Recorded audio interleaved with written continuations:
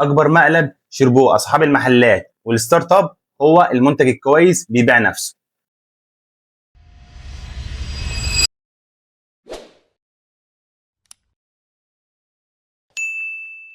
الكلام ده مات وشبع موت.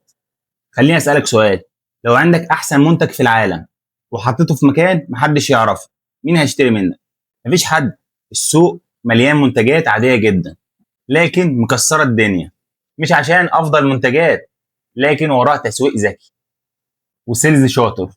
لو صرفت كل فلوسك على المنتج ونسيت الماركتينج والسيلز، فانت كده بتنتحر تجاريا. طب نقسم الميزانيه دي ازاي؟ صلى على النبي، كمل معايا الفيديو. النسبه الذهبيه لصرف فلوسك في البيزنس مش سر، الداتا هي اللي بتحدد. الشركات الكبيره مش بتصرف عشوائي كده، هي بتبص على الارقام. الرقم الاول اسمه CAC، يعني تكلفه اكتساب العميل.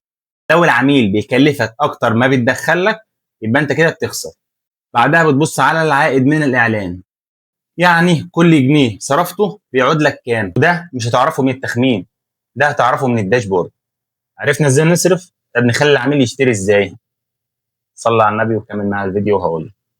الزبون مش بيشتري المنتج، الزبون بيشتري القيمه اللي بتقدمها له. يعني بلاش تشتري مواصفات، بيع احساس. يعني بدل ما تقول له كاميرا 108 بكسل، قول له كاميرا بتطلع صور احترافيه. بدل ما تقول البطاريه 5000، قول له بطاريه هتقعد معاك اليوم كله. كل ما تتكلم عن نتيجه، كل ما الفرص معاك تكبر وتكتر. اربط المنتج بتاعك بتسويق ذكي مبني على ارقام، وساعتها هتشوف المبيعات بتزيد ازاي. لو استفدت، صلي على النبي واعمل سيف وابعته لاي حد عنده بزنس.